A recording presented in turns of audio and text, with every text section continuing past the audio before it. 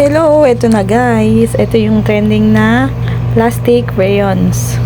Hindi siya mahawa sa kamay. Tapos, meron na siyang 36 pieces na color. So, ang dami. At ang gaganda ng kulay niya. Meron din siyang gold and silver. Ayan, kita nyo mga mi. Sobrang ganda. So, talagang matutuwa yung mga kids natin. At sisipagin na mag-drawing. Sobrang pigmented ng color niya. Tingnan niyo yung mga kulay. Meron siya mga shades ng green, blue, violet. Ayan, orange. Merong gold, white, and silver. So, ayan, makita-kita nyo naman sobrang pigmented. Ang mura-mura lang. Ayan mga mi. Ayan, neon yung orange niya. May mga neon color siya. Ayan. Neon colors.